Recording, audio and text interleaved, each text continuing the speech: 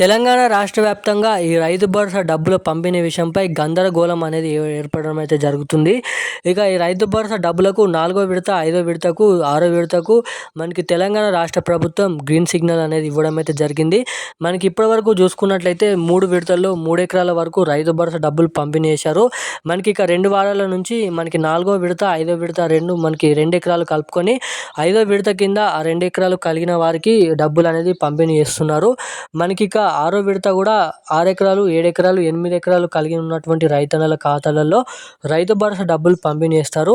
ఇక ఇప్పటి వరకు అర్హులై ఉన్నటువంటి ఎకరం, 2 ఎకరాలు, 3 ఎకరాలు, 4 ఎకరాలు, 5 ఎకరాలు కలిగి ఉన్నటువంటి వారి రైతన్నల ఖాతాలలో రేపు ఏ జిల్లాలలో ఈ రైతు భరోసా డబ్బులు పంపిణీ చేస్తున్నారో తెలంగాణ రాష్ట్ర ప్రభుత్వం ఒక పెద్ద శుభవార్త అనేది విడుదల చేయడం అయితే జరిగింది గంట క్రితమే.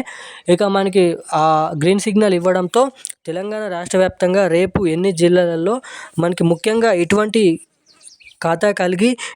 ఎకరాలు కలిగి ఉన్నటువంటి రైతన్నల ఖాతాలలో మాత్రమే రేపు రైతు భరోసా నిధులు అనేది కేటాయిస్తామని గ్రీన్ సిగ్నల్ అనేది ఇవ్వడం అయితే జరిగింది మన తెలంగాణ రాష్ట్ర ప్రభుత్వం.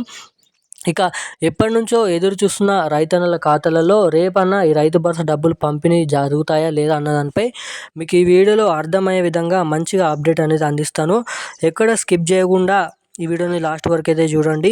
లాస్ట్ వరకు చూస్తేనే మీకు పూర్తి స్థాయి అప్డేట్ అనేది అర్థమవుతుంది కాబట్టి అయితే చెప్తున్నాను. సో ఇక తెలంగాణ రాష్ట్ర వ్యాప్తంగా ఈ రైతు భరోసా డబ్బుల కోసం ఎదురు చూస్తున్న ప్రతి రైతన్నల ఖాతాలలో ఎకరానికి 6,000 రూపాయల చొప్పున మనకి నిన్నటి వరకు జమ చేయడం అయితే జరిగింది 3వ విడత కింద. ఇక 4, 5, 6, 7, 8 ఈ 5 ఎకరాలు మనకైతే 4 ఎకరాల నుంచి 8 ఎకరాల వరకు ఉన్న రైతన్నల ఖాతాలలో రేపు ఏ జిల్లాలలో పంపిణీ చేస్తారో ఈ వీడియోలో తెలుసుకుందాం. వారి జిల్లాల లిస్ట్ అనేది విడుదల కావడం అయితే జరిగింది. సో అంతకంటే ముందు ఈ వీడియోని చూస్తున్న ప్రతి ఒక్కరు కూడా వీడియోని లాస్ట్ వరకు అయితే చూసే ప్రయత్నం చేయండి. వీడియోని లాస్ట్ వరకు చూడడమే కాకుండా మన ఛానల్ని ఎవరైతే ఫస్ట్ టైం చూస్తున్నట్లు ఎవరైతే ఉన్నారో, అదేవిధంగా ఈ వీడియోని ఫస్ట్ టైం చూసిన వారు ఎవరైతే ఉన్నారో తప్పకుండా మన ఛానల్ని సబ్స్క్రైబ్ చేసుకోండి. ఈ వీడియోని తప్పకుండా లైక్ చేయండి. పక్కన ఉన్నటువంటి బెల్ ఐకాన్ కూడా యాక్టివేట్లో అయితే పెట్టుకోండి. ఈ వీడియోని వీలైనంత మందికి అయితే షేర్ చేసినట్లయితే వాళ్ళు కూడా ఎంతో కొంత ఇన్ఫర్మేషన్ అనేది తెలుసుకుంటారు కాబట్టి సో చెప్తున్నాను. సో తప్పకుండా వీడియోని సబ్స్క్రైబ్ చేయండి, వీడియోని అయితే లైక్ చేయండి.